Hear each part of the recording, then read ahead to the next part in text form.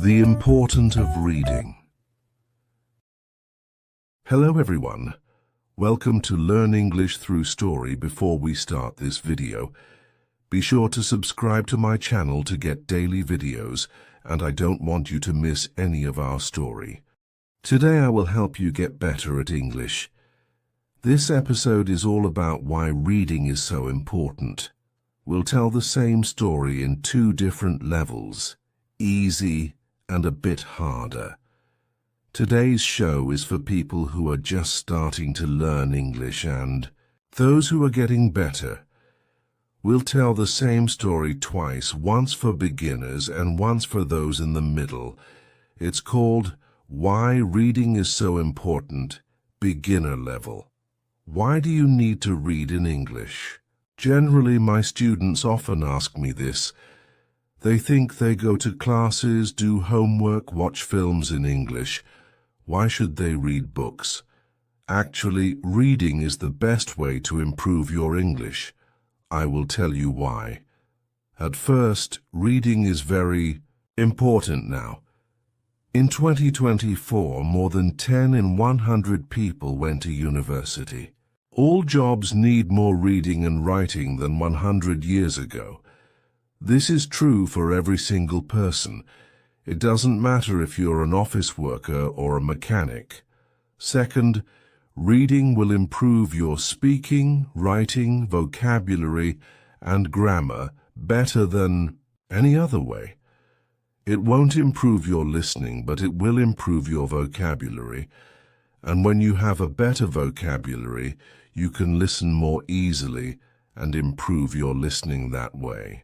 In school, you likely read a bunch of English stuff. Remember those dull textbooks and stories with questions at the end? But I'm not talking about that. I'm talking about reading for pleasure. So when you read a book just because you like it, that's pleasure reading. You're not doing it because a teacher told you to or because you feel like you should.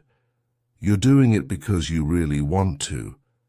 In 1965, some schools in America tried an experiment.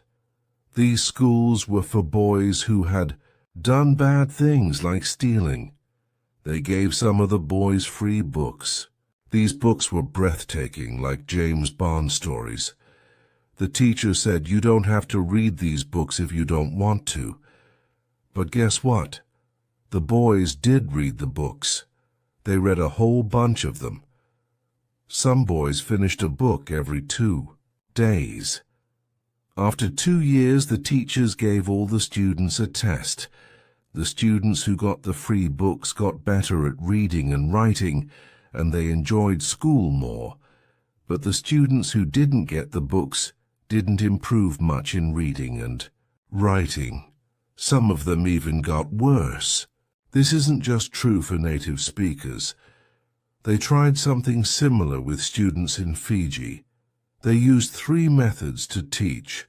First, the usual way with grammar classes and exercises. Second, reading quietly in class. Third, reading aloud together with the teacher. After a year, the 2 reading methods were the most successful. They were much better than the students who did normal English classes. They tried the experiment again in Singapore. There, the students who read silently did really well. They scored the highest in grammar tests.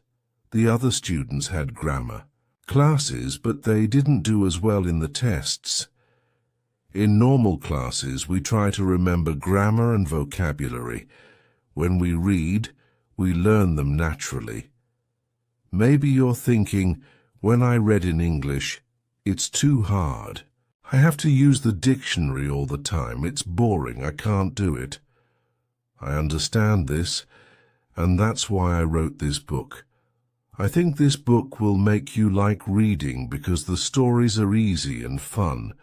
The early stories are short and easy, and the later stories are longer and harder. When you finish the book, you might think, "Wow, I did it." I make daily English audio podcasts on this YouTube channel called English 5 Days. And of course, the stories are easy to learn. Now you can read the stories at beginner, pre-intermediate, intermediate, or advanced level. The stories are all fairy tales. Some are very popular fairy tales, but some are not so popular. Maybe you are thinking, fairy tales? Oh, fairy tales are for children. I need useful vocabulary and need to learn about business and science. That can't be fun. Guess what? The vocabulary in these stories can be really helpful. John checked out words in few stories. Turns out 85% of those words are on lists of important words for university studies. James and Roberts tried something similar. They wondered, if students read 1,000,000 words of science fiction, will they learn important science words for university? And you know what? The answer was yes. So yes, fairy tales are useful for you too. But I understand if you still don't. Believe me, when I learned about all this, I found it hard to believe too. But I like to try new things and I love learning languages. So in 2019, I decided to do an experiment. I had wanted to learn French for a long time, but I didn't learn much in normal classes. I said I will read 1,000,000 words in French. Afterwards, I will see what my level is. 1,000,000 words is about 20 novels, so it was a lot of work. I started with very easy reading, like our stories. Then I started reading translations of books that I knew in English. For example, I have read The Mystery Girl and A Beautiful Wife in English, so I read them in French too. Finally, I read new books in French. I loved them. I also listened to podcasts, but I always read the transcripts and added the words to my goal. After I read a lot, talked to native speakers and practiced, I got pretty good. I could understand most of what I read, could follow clear speech, and could chat with people. I spent more time reading than speaking. In 1 year, I learned a lot. More than most students learn in 5 years. I didn't try to memorize grammar or words. I just picked them up and learned them naturally. Maybe you're thinking, I don't believe this. Or maybe you're thinking, wow, I'm going to read for hours every day. But I have to say something very important. You must read books that are easy. You must read books that are enjoyable. For this, subscribe our channel. Stephen Krashen, an expert in language teaching, says, only read things in English that are fun and interesting. Read things that are really easy that you wouldn't read in your native language because they are too easy. So you can read comics, magazines, detective stories, romance stories, and so on. Don't feel bad about reading translations. When you read really simple books, if there's a word you don't know, it's easy to figure out what it means without needing a dictionary. So what counts as easy? Studies suggest you should be able to understand at least 98% of the words in a text. 98%? That's a lot. Yes, it is. Let me give you an example. Imagine a text where 10% of the words aren't real. That means you only understand 90% of the words. Jerry sprang out of bed and opened the curtains. He hummed to himself as he made breakfast. He brewed coffee and spread butter on his toast. Someone called his phone and he answered it. He was very startled by who was tongling. So his cup slipped from his hand and fell on the floor. Is that easy to understand? Could you read a whole book of that? Here is the same text, but only 2% of the words are not real, so you should understand 98% of the words. Jerry hopped out of bed and opened the curtains. He sang to himself as he made breakfast. He made coffee and put butter on his toast. Someone called his phone and he answered it. He was very surprised by who was calling, so his cup slipped from his hand and fell on the floor. How was that? You probably didn't understand everything, but it was more fun to read than the first text. That's why reading for pleasure is so great. Maybe you don't understand everything, but you understand enough to follow the story, and you don't have to pick up a dictionary. So, read for pleasure. Because you already read a story, you will know them well, and it will be easier to understand. Happy reading and happy learning. Why reading is so important. Intermediate level. Many students often ask me this question: why should I bother reading books when I'm already attending classes, doing homework, and watching English films? Well, to put it simply, they're mistaken. Actually, reading is the best thing you can do to learn English, and I'm here to explain. Why, firstly, being able to read well is really crucial now, whether it's in English or your own language. In 2024, only 10 out of 100 people went to university. Nowadays, all kinds of jobs, like office jobs or working with machines, need you to read and write much more than they did 100 years ago. There are more people competing for jobs now, and the ones who are good at reading have an advantage. Next, reading is the top way to get better at English in general. Yes, that's correct. Reading helps you with speaking, writing, learning new words, and grammar much better than anything else. It might not directly help with listening, but it gives you the words you need to understand spoken English faster. But it's not just any reading we're talking about. In school, you probably read lots in English. Boring textbooks and stories with exercises at the end. No, we're not talking about that. We're talking about reading for pleasure. That means reading a book because you enjoy it, not because your teacher told you to, not because it's what you're supposed to read to improve your English. No questions. No book reports, just pure pleasure. Yeah, right, you're probably thinking, that's too good to be true, let me show you. In 1965, there was a test done in places where troubled young people were helped, called reform centers in America. One group of the students got books for free.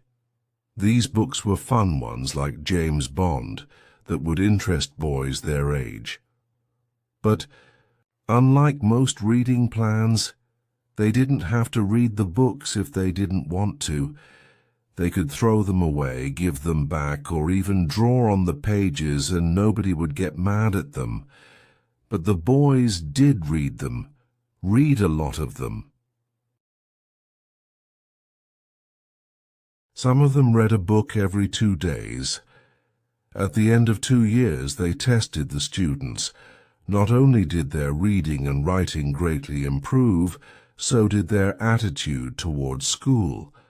But the students who were not on this program stayed the same.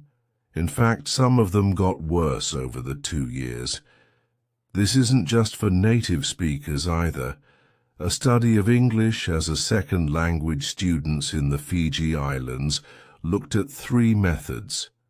Traditional English teaching, sustained silent. Reading, which means reading in silence for a long time.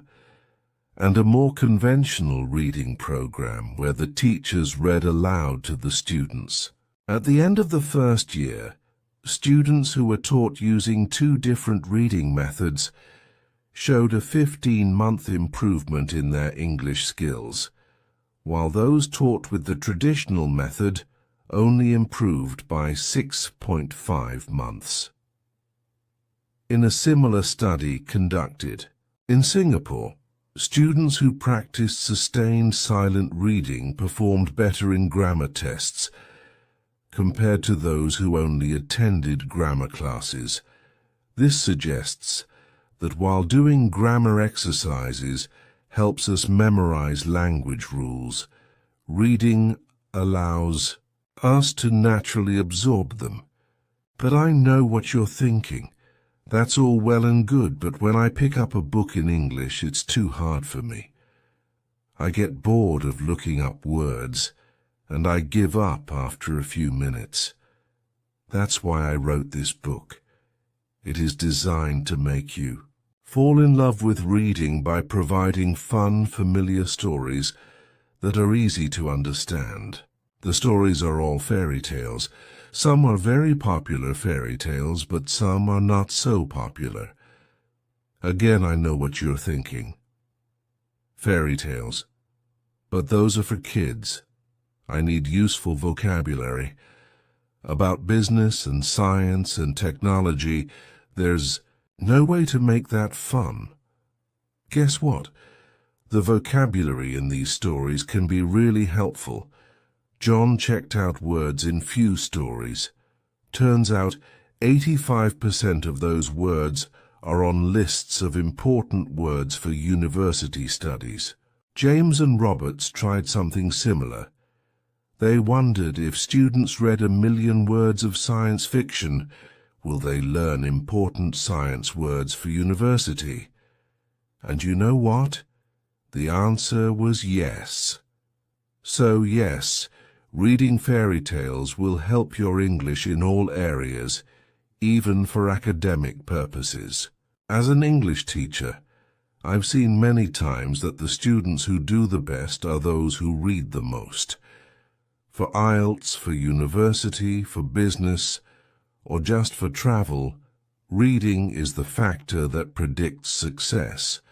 But I understand if you're still unsure. When I learned about all this, I was too, but I like to experiment and I have a passion for learning languages. So in 2019, I decided to do an experiment. I had wanted to learn French for a long time, but I didn't learn much in normal classes. I said I will read 1,000,000 words in French. Afterwards, I will see what my level is. 1,000,000 words is about 20 novels, so it was a lot of work. I started with very easy reading, like our stories. Then I started reading translations of books that I knew in English. For example, I have read The Mystery Girl and a Beautiful Wife in English, so I read them in French too. Finally, I read new books in French. I love them. I also listened to podcasts, but I always read the transcripts and added the words to my goal. After I achieved my goal, I tested myself by writing and talking to native speakers and found I was at a decent intermediate level. I could understand almost everything I read, understand clear speech, and have conversations at a comfortable level. Even though I had barely spoken the language since I started learning, I had been learning for about a year, and I had made more progress than most students make in 5 years. I didn't memorize the vocabulary and grammar rules. I absorbed them. By this point, you're either thinking, this is all complete nonsense, or you're super excited, ready to start reading for hours a day. But the next thing I'm going to say is extremely important. You must read books that are easy. You must read books that are fun. If a book is too difficult or too boring, put it down and find another one. Stephen Krashen, an expert in the field of second language acquisition, says, Read only material in the second language that is genuinely fun and interesting. Material that is so easy that you probably feel guilty reading it in your primary language. This is your excuse to read comics, magazines, detective stories, romances, etc. There is no shame in reading translations. Ideally, you want to be reading a book so easy that when you see her, you don't know. You can understand the meaning from context. Research has shown that in order for this to happen, the text needs to be at least 98% known words. 8%? That's so high. I know, dear reader, but let me show you an example. Here's a text where I've replaced 10% of the words with nonsense words. That is, it's 90% comprehensible. Jerry flurged out of bed and threw open the curtains. It was a beautiful... He bimped to himself as he did his daily routine, pouring coffee and buttering poffer. But then his phone rang and the person tongling was so unexpected that he dropped his Vinky on the floor. Is that easy to understand? Could you read a whole book of that? Here's the same text, but 98% comprehensible. Jerry jumped out of bed and threw open the curtains. It was a beautiful day. He sang to himself as he did his daily routine, pouring coffee and buttering toast.